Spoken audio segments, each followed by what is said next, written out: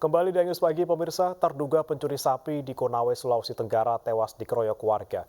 Warga juga membakar sebuah mobil yang digunakan oleh pelaku saat beraksi.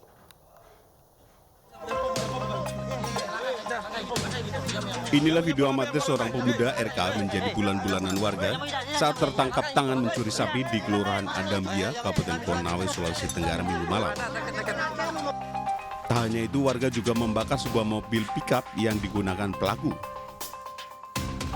Dalam beraksi, pelaku dibantu oleh dua rekannya yang menggunakan motor, namun keduanya berhasil melarikan diri.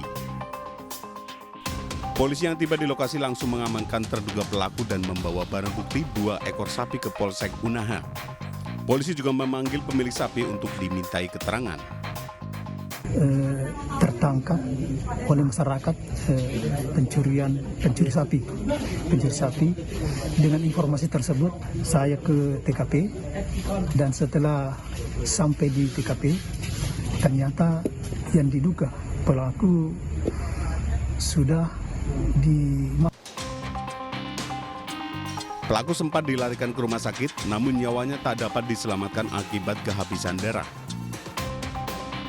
Dari Kabupaten Konawe, Sulawesi Tenggara, Febriono Tameng, Ayus melaporkan. Terdakwa kasus pencabulan santriwati Muhammad Subki Azalsani alias Mas Beki hadir untuk pertama kalinya di Pengadilan Negeri Surabaya. Sidang beragendakan dengarkan keterangan saksi dari JPU. Dengan tangan terborgol, Mas Beki tiba di Gedung Pengadilan Negeri Surabaya didampingi kuasa hukumnya dan pengawalan ketat kepolisian. Digelar tertutup, agenda sidang kali ini menghadirkan keterangan 4 saksi dari JPU. Menurut kuasa hukum terdakwa, lewat sidang offline ini, pihaknya bisa menguji fakta-fakta persidangan yang sebelumnya didakwakan oleh jaksa. Majelis Hakim Pengadilan Negeri Surabaya sebelumnya sudah setujui permohonan kuasa hukum terdakwa untuk menggelar sidang dengan menghadirkan langsung terdakwa.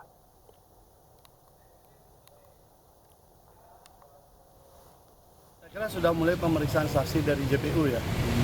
Dari saksi dari JPU, nanti kita lihat saksi yang dihadirkan siapa saja.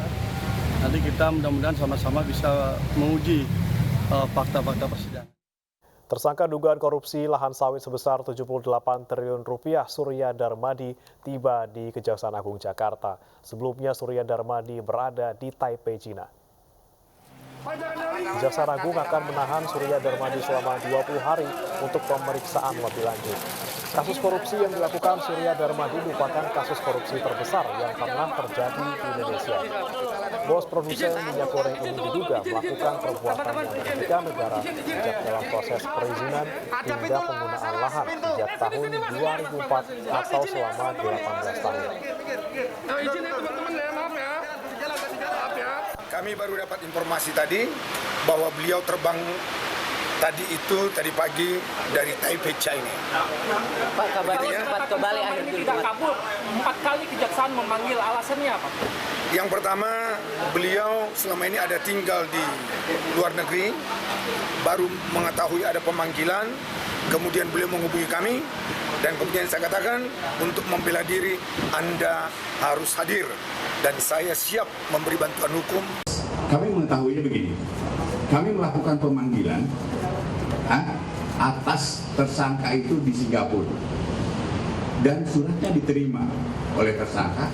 Maka tersangka mengajukan permohonan untuk menyerahkan diri pada kami, tetapi tidak tahu di mana tersangka itu berada. Tapi pada waktu pelaksanaan pemanggilan ada di Singapura, gitu. Kemudian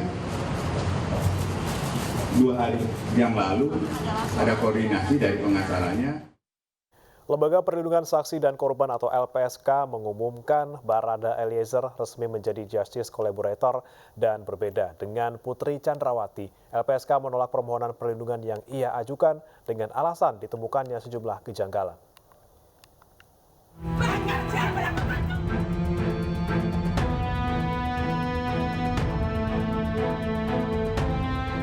Rapat paripurna Lembaga Perlindungan Saksi dan Korban atau LPSK memutuskan mengabulkan permohonan Justice Kolaborator yang diajukan Barada Eliezer terkait kasus pembunuhan berencana terhadap Brigadir Joshua. Selain itu, LPSK juga memutuskan untuk memberikan perlindungan penuh kepada Barada Eliezer Dengan demikian, status perlindungan darurat yang sebelumnya diberikan kepadanya resmi dicabut. Kemudian kami sampai pada keyakinan bahwa Baradae memang memenuhi syarat sebagai seorang justice collaborator. Yang pertama tentu saja karena yang bersangkutan bukan pelaku utama. Yang kedua bahwa yang bersangkutan menyatakan kesediaannya untuk memberikan informasi kepada aparat penegak hukum tentang berbagai fakta, berbagai kejadian di mana dia terlibat sebagai pelaku tindak pidana, dan dia bersedia untuk mengungkap bahkan pada orang-orang yang mempunyai peran jauh lebih besar. Jadi putusan ini sudah resmi, oleh karena itu perlindungan darurat yang kita berikan sejak 2 hari yang lalu kita cabut, dan kemudian perlindungan sepenuhnya dilakukan dalam bentuk bukan darurat lagi. Keputusan berbeda diberikan pada Putri Chandrawati, istri dari tersangka Irjen Verdi Sambo. LPSK memutuskan menolak memberikan perlindungan kepada Putri karena adanya sejumlah kejanggalan dalam laporannya. Ya, saya akan bacakan keputusan LPSK terkait dengan permohonan perlindungan yang disampaikan oleh Ibu Putri Chandrawati atau Ibu PC terkait dengan dugaan tindak pidana perbuatan asusila dalam sidang majelis pimpinan LPSK tertanggal 15 Agustus 2022 diputuskan untuk ditolak dan diberikan rekomendasi. LPSK berpendapat bahwa tidak ada ancaman yang dihadapi oleh pemohon dalam kasus yang dilaporkannya. Sejak kasus ini bergulir, polisi telah menetapkan 4 orang tersangka, yaitu Irjen Verdi Sambo, Bribka Riki Rizal, Baradae Eliezer, dan Kuat Ma'ruf. 3 tersangka, Irjen Verdi Sambo, Bribka RR, dan Kuat Ma'ruf dijerat pasal pembunuhan berencana dengan ancaman hukuman mati. Sementara Baradae terancam 15 tahun penjara. Tim Liputan iNews melaporkan.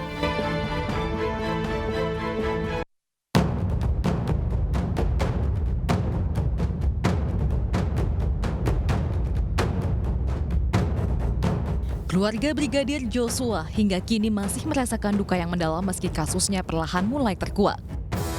Fakta-fakta baru mulai terungkap sejak kasus pembunuhan ini menjadi sorotan luas masyarakat sejak sebulan lalu. Awalnya, Brigadir Joshua disebut sebagai sosok pembuat onar dalam keluarga Verdi Sambo. Namun keluarga Joshua melihat banyak kejanggalan dalam kematian Joshua. Desakan untuk otopsi ulang dari keluarga menguat hingga akhirnya dikabulkan Mabes Polri. Isak tangis keluarga pun pecah saat proses pembongkaran makam Brigadir Joshua. Kadif Humas Polri Irjen Pol Dedi Prasetya mengatakan autopsi ulang sebagai bentuk komitmen Polri dalam mengungkap kebenaran kasus tewasnya Brigadir Joshua. Usai pengangkatan jenazah untuk autopsi ulang, pemakaman kembali jenazah Brigadir Joshua yang dilakukan secara kedinasan menuai pro kontra. Kuasa hukum istri Irjen Verdi Sambo menyebut pemakaman itu tidak layak karena Brigadir Joshua diduga melakukan perbuatan tercela. Terkait hal ini, pengacara keluarga Brigadir Joshua pun buka suara. Menurut keluarga, pemakaman kedinasan Brigadir Joshua sebagai bentuk penghormatan karena masih berstatus sebagai anggota Polri. Waktu itu, Polri menolak berkomentar soal polemik ini. Sebab menurut Kadif Humas Polri Irjen Dedi Prasetyo, pihaknya hanya berfokus mengusut kasus kematian Brigadir Joshua. Selanjutnya, fakta-fakta pembunuhan mulai terungkap setelah tim sus bentukan Kapolri melakukan prarekonstruksi penembakan Brigadir Joshua di rumah dinas Verdi Sambo. Sejumlah adegan diperankan guna menggambarkan situasi pada saat peristiwa 8 Juli lalu terjadi. Dalam prarekonstruksi terdapat adegan menembak di bawah tangga rumah Verdi Sambo. Fakta kemudian terungkap, Barada Joshua ternyata bukan pelakunya melainkan korban pembunuhan berencana atasannya sendiri Verdi Sambo. Tim khusus mengungkap tidak ada peristiwa tembak-menembak di rumah Sambo, melainkan penembakan. Sambo memerintahkan ajudannya yang lain yakni Baradae Eliezer untuk menghabisi Joshua. Sementara Verdi Sambo mengambil pistol Brigadir Joshua dan menembakkannya ke dinding untuk melengkapi skenarionya tentang drama baku tembak. Membuat seolah-olah telah terjadi tembak-menembak. Dari fakta dan bukti temuan tim sus inilah, Kapolri menetapkan Irjen Verdi Sambo sebagai tersangka sekaligus dalang pembunuhan Brigadir Joshua Huta Barat.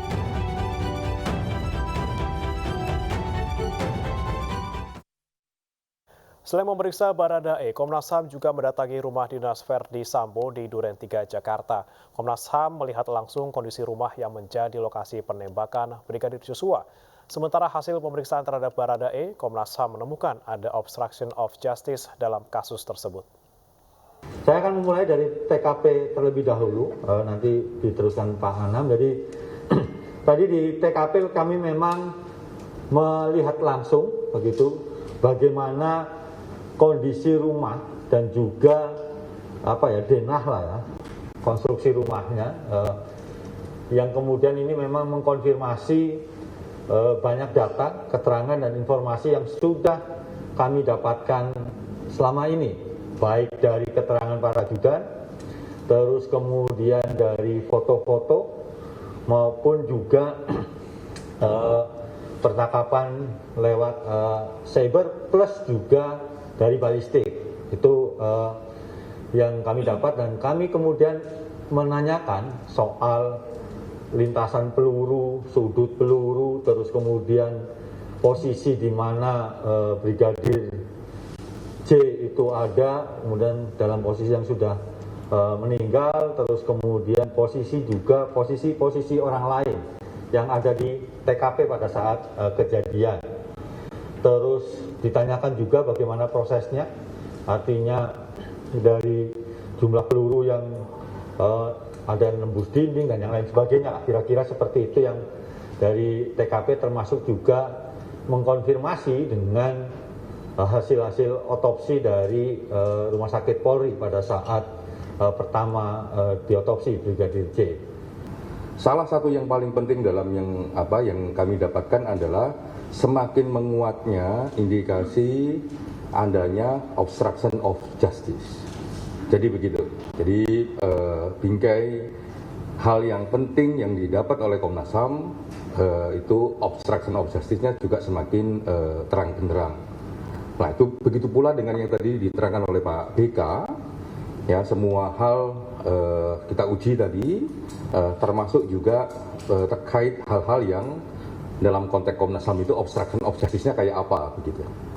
Jadi kita lihat beberapa posisi penting, beberapa alat penting, termasuk juga perbedaan-perbedaan gitu.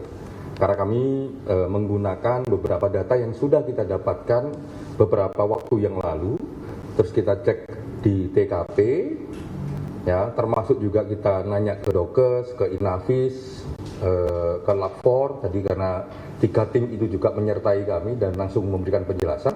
Nah, salah satu temuan yang kuat adalah indikasi atau dugaan terjadinya obstruction of justice itu semakin terang benderang. Mungkin itu? Oh iya, yang Baradae tadi sudah ya. Jadi yang Baradae seperti tadi juga sama. Jadi indikasinya sangat kuat adanya obstruction of justice. Ya, mulai dari kisah Magelang yang kita telusurin ya, mulai dari kisah Magelang, kisah Saguling sampai kisah di TKP. Itu semua kita uji dengan satu dokumen-dokumen yang sudah kami dapat, foto-foto yang juga sudah kami dapat, percakapan-percakapan yang juga kami dapat.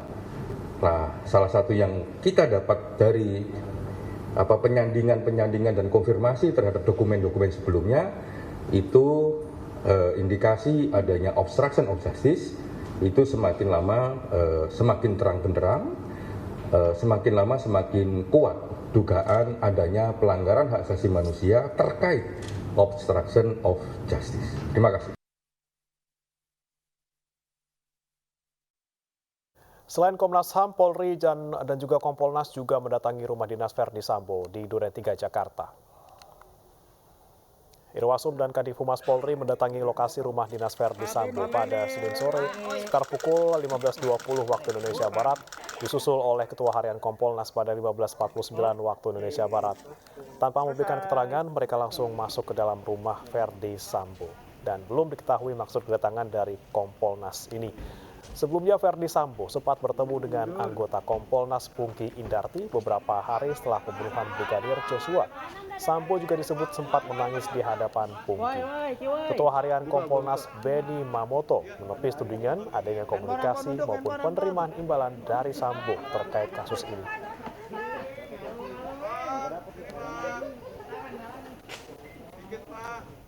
Tim khusus Kapolri mendatangi rumah Irjen Verdi Sambo di Magelang, Jawa Tengah. Rumah itu diduga menjadi lokasi di mana Verdi Sambo mengklaim tindakan tidak menyenangkan dari Brigadir Joshua.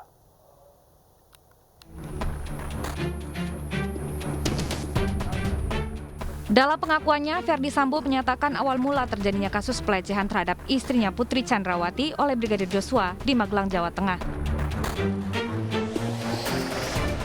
Dari pengakuan Sambo, tim khusus Kapolri yang menangani kasus pembunuhan ini mendatangi rumah Sambo di Magelang untuk menyelidiki secara kronologis mengenai klaim Verdi Sambo atas tindakan tidak menyenangkan Brigadir Joshua. Perumahan di wilayah Desa Mertoyudan, Magelang, Jawa Tengah dijaga Satpam Perumahan.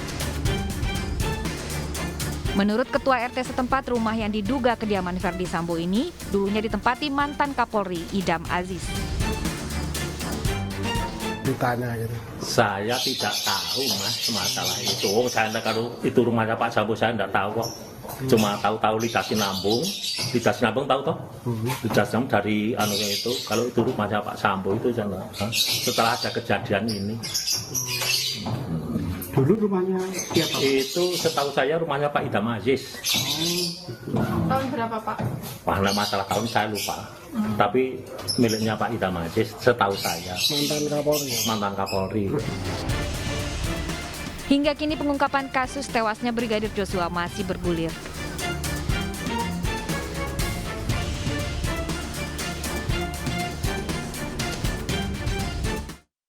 Barreskrim Polri menghentikan penyidikan laporan dugaan pelecehan terhadap Putri Chandrawati dan ayah Brigadir Joshua pun meminta kepada Polri untuk memulihkan nama baik putranya.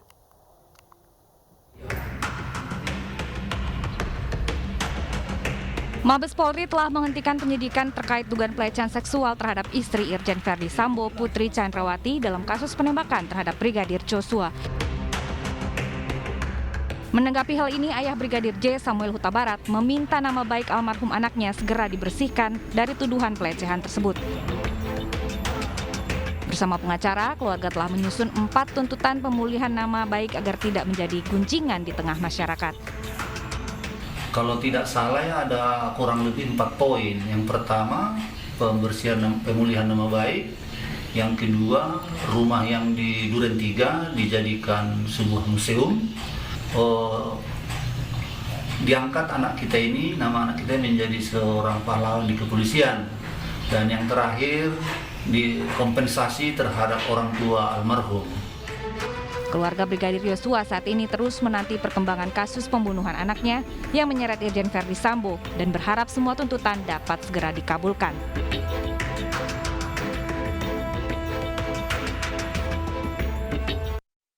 Informasi lain pemirsa, menyambut HUT RI ke-77, Chandra Karya menggelar basar dan lelang yang dilaksanakan selama bulan Agustus.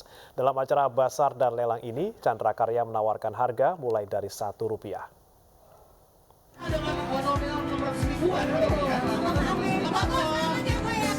Berlangsung meriah acara bazar dan lelang furniture yang digelar Chandra Karya dihadiri puluhan peserta.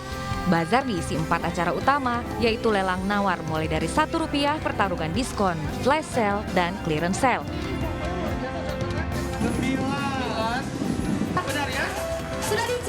Bazar dan lelang yang diadakan Chandra Karya berlangsung selama bulan Agustus. Untuk acara lelang, nawar mulai Rp1 akan diadakan pada tanggal 6, 7, 13, dan 14 Agustus di Grand Chandra Karya Pramuka. Sedangkan tanggal 20, 21, 27, dan 28 Agustus 2022, lelang berlangsung di Chandra Karya Premium Galeri Alam Sutra. Selanjutkan, 4868 Bu. Masih jauh Bu, silakan. Ambil saja, 4918. Sudah semakin merah, 968 Pak. Kayaknya udah bahaya, saya mesti pelan-pelan. kami persembahkan acara ini juga bertepatan dengan perayaan kemerdekaan kita, di mana kita temanya bagus sekali untuk kita renungkan, yaitu pulih lebih cepat, bangkit lebih kuat, di mana acara ini membangkitkan supaya kesenangan, kemeriahan, sehingga pola hidup masyarakat Indonesia yang mungkin sudah agak terganggu dengan pandemi bisa kembali lagi pulih dengan baik dengan acara-acara yang menarik seperti ini. Chandra Karya berharap bisa terus memenuhi kebutuhan branded furniture untuk konsumen Indonesia. Dari Jakarta, Rizky Ihwal, iNews melaporkan. Tolak PHK masal, demo buruh berlangsung ricuh. Jangan beranjak pemirsa, iNews Pagi segera kembali.